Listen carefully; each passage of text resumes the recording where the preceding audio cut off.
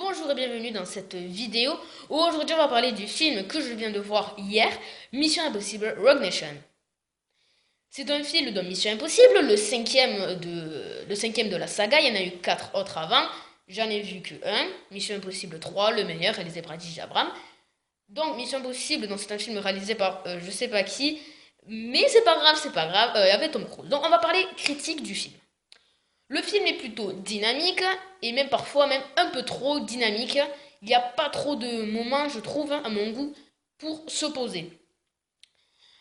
Les villes sont bien choisies, mais aussi on voyage beaucoup pendant le film.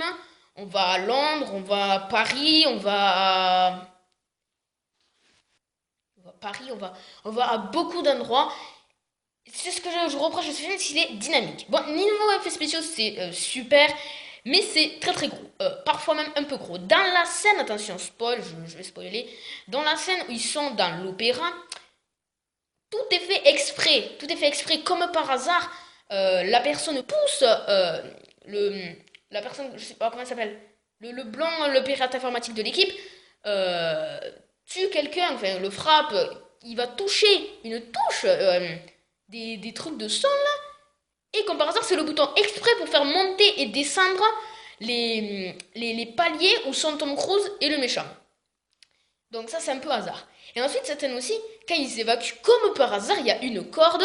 Comme par hasard, ils se réceptionnent super. Et comme par hasard, personne ne les voit. Voilà, c'est pour moi un peu gros. Deuxième scène très très grosse. Et donc là, c'est gros. Là, c'est gros. La scène où ils sont en voiture dans la ville. Ah, je sais plus où il demande s'il est bien accroché. D'ailleurs, la scène d'action est dans l'abondance, du coup, je pense pas que je spoil. En voiture, donc la course-poursuite est bien, elle est dynamique et tout.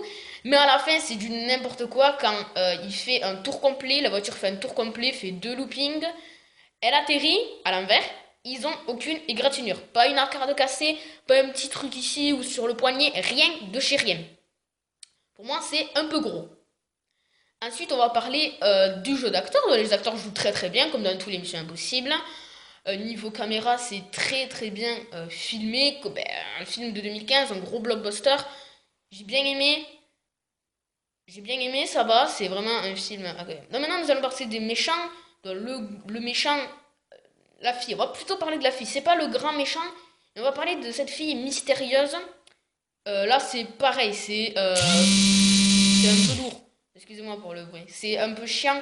Quand la moto elle tombe, elle va juste vers lui, vers elle, excusez-moi, les filles, excusez-moi, vers elle, elle prend la moto, elle y va. Bon, c'est pas. C'est un peu gros, ouais, c'est un peu beaucoup gros carrément. Hein, c'est.